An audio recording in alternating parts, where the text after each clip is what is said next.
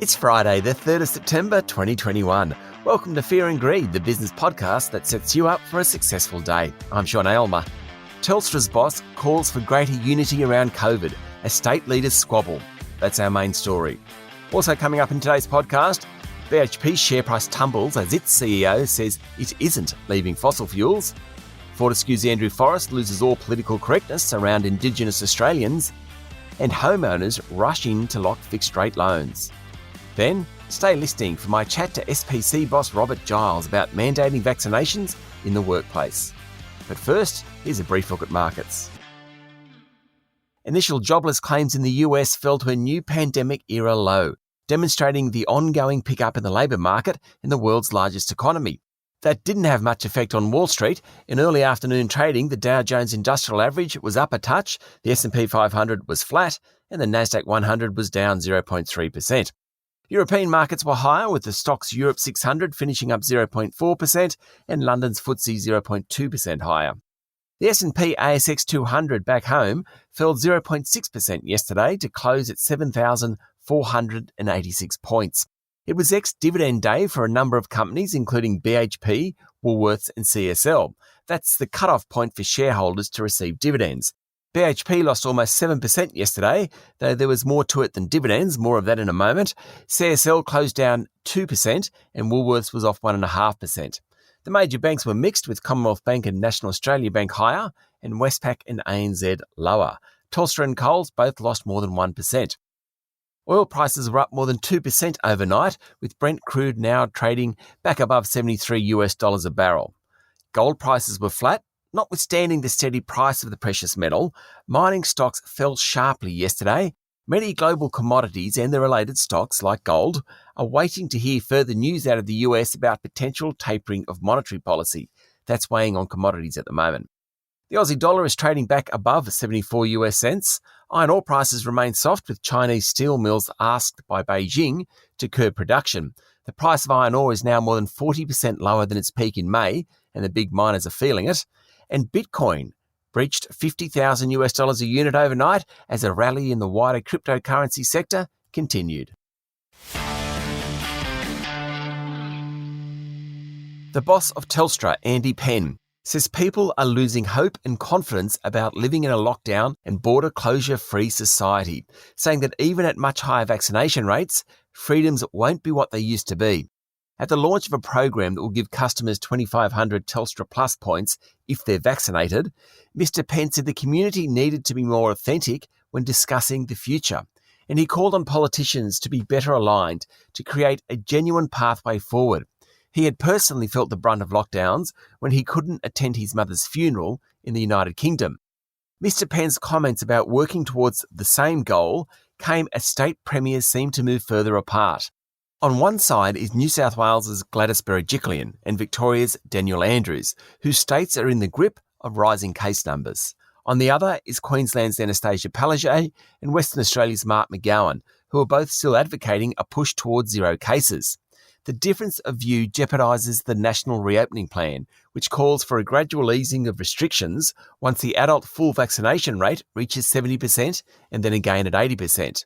All the premiers have already agreed to the plan. New South Wales yesterday recorded 1,288 locally acquired cases of COVID-19 and 7 deaths. More than 70% of the state's residents have now had their first vaccine jab, and 39% are fully vaccinated. The national figures are 61% and 36%. Victoria reported a significant jump in cases yesterday to 176, while Queensland recorded one new local case, the first in 3 weeks. It was a Gold Coast truck driver who had travelled to New South Wales. He was potentially infectious in the community for 5 days. Queensland yesterday mandated that all police in the state get vaccinated. And finally, Federal Health Minister Greg Hunt said Australia had administered more than 20 million jabs. I think that's something to celebrate. Mr. Penn's comments are welcome. As a leading business person, he adds gravitas and sensibility to the debate, particularly as state and federal leaders squabble. This is a national crisis. Every state is affected. Every Australian is affected. No one is enjoying it, and we need to work together to defeat COVID. In a moment, the rest of the news you need to know this morning.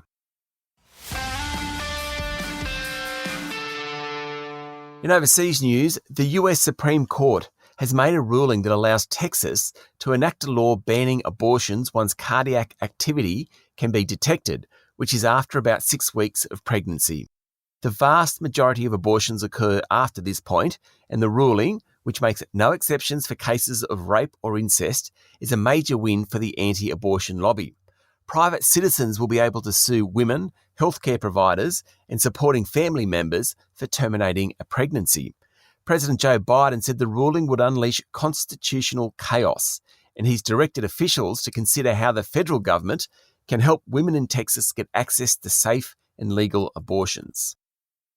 YouTube's paid music streaming service has hit 50 million subscribers, putting it in the same league as Amazon, Apple, and Spotify, according to the Financial Times. Spotify has 165 million subscribers, Apple has 78 million, and Amazon has 63 million. Apple will allow developers of some apps to link from their software to external websites for payments. Until now, apps have had to use the Apple Purchase system, which gives the company up to 30% commission, but some apps will now be able to sidestep that fee. It isn't exactly opening up Apple's payment system's capability to the big world, but it's a step in the right direction. And credit ratings agency S&P Global has upgraded its 2021 global economic forecast to 5.9% on the back of rising vaccination rates. S&P said the US was a strong performer due to its vaccination efforts, forecasting a 6.7% growth rate for the world's largest economy. That would be a 40-year high. S&P revised up growth forecasts in Britain, but downgraded India and Southeast Asia. Locally, BHP boss Mike Henry said the majority of his investors want the company to retain exposure to oil and gas, and the recent slump in the group's share price, it's down more than 20% in 4 weeks, is just short-term volatility. Mr. Henry rebuffed suggestions that the decision to merge the group's oil and gas portfolio with Woodside Petroleum was forced upon him by disgruntled shareholders. He said BHP was focused on creating a long-term portfolio leveraged to big trends underway around population growth, electrification, and decarbonisation. The recent fall in share price was also partly due to the decision to make the group's primary listing in Australia, conceded Chief Financial Officer David Lamont, and he added iron ore prices, which have tumbled in recent weeks, haven't helped. BHP went ex-dividend yesterday and its share price fell almost 7%, as I mentioned earlier. BHP's share price is now back to late 2020 levels. Andrew Forrest has linked welfare and mining royalties to the tragedy of youth suicide and social breakdown in Aboriginal communities. He said he had grown up among Aboriginal people and seen the wanton destruction of their culture and their livelihoods through welfare and royalties, according to a report in the Financial Review. Dr. Forrest said Fortescue stood for training and hand-ups, not handouts, because they weaken people. He said school attendance rates, youth suicide rates, and incarceration rates coincided with huge handouts. He drew a sharp response from the Yindjibarndi Aboriginal Corporation Chief Executive Michael Woodley, who said his comments were very disappointing and reflected his narrow view on what was in the best interests of Aboriginal people. Home refinancing hit an all-time high in July as borrowers took advantage of record low interest rates on mortgage loans. Home loan refinance commitments were up 6% according to the Bureau of Statistics. Fixed-rate home loans were particularly popular, as were cashback deals across major and non-major lenders. If you exclude refinancing, housing loan commitments were up just 0.2% during July. Meanwhile, Australia's trade surplus hit a record $12.1 billion during July. According to the ABS, there was a $2 billion rise in exports and a $1.1 billion increase in imports. 6 Australian universities have been ranked in the top 100 in the world by Times Higher Education, arguably the most prestigious of the university rankings. The University of Melbourne tops the list for local unis at number 33, down 2 spots from last year. Others to make the list were the Australian National University, the University of Queensland, Monash University, the University of Sydney, and the University of New South Wales. Total funds overseen by ethical investment groups jumped 30% last year and now total $1.3 trillion. The push into ethical funds means 40% of money now fall into that category, according to the Responsible Investment Association Australasia. Close to 400 businesses across Australia entered liquidation last month as worsening economic lockdowns hit New South Wales and Victoria. There were 150 closures in New South Wales, 37 more than a year earlier. There were 76 liquidations in Victoria and 59 in Queensland, according to the Australian Securities and Investments Commission. Flight Centre has launched a business travel management joint venture in Japan, the world's fourth largest corporate travel market. Flight Centre's FCM travel brand has done a deal with Tokyo's NSF Engagement Corporation. Managing Director Graham Turner said the venture will boost Flight Centre's business in China, Hong Kong, India, Singapore and Malaysia. Media reports say that 50% of Australia's second biggest wind farm, Macarthur Wind Farm, is up for sale. The wind farm's output is fully contracted to AGL Energy, and the stake is expected to be worth around $1 billion. It will be interesting to see what the renewable power source goes for and a litmus test for the rest of the sector. Meanwhile, the federal government yesterday introduced legislation that aims to boost investment in offshore energy projects by establishing a framework for the construction, operation, maintenance, and importantly, decommissioning of projects. Legislative certainty, or establishing rules around investments, is critical for energy project development, which costs billions of dollars. Investors want to know the playing field.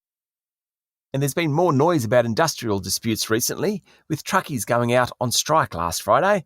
Bureau of Statistics data released yesterday shows that the number of disputes have risen over the past 12 months, though the number of working days lost has hardly changed on a year earlier. For the last financial year, there were 100 disputes and almost 58,000 days lost. Up next is our daily interview, and my guest today has spent much of the last month courting controversy. When Australian food manufacturer SPC became the first non-health company to require staff to be vaccinated against COVID, it triggered a storm of criticism from unions, but the company stuck to its guns, and others, including Qantas and Virgin, have since followed suit. I'm talking to SPC Chief Executive Robert Giles about why they made the decision, what it means for their staff, and broadly about the state of manufacturing in Australia. Don't miss this one, up next in the Fear and Greed playlist on your podcast platform or at fearandgreed.com.au. It's Friday, the 3rd of September 2021. I'm Sean Aylmer, and that was Fear and Greed. Enjoy your day.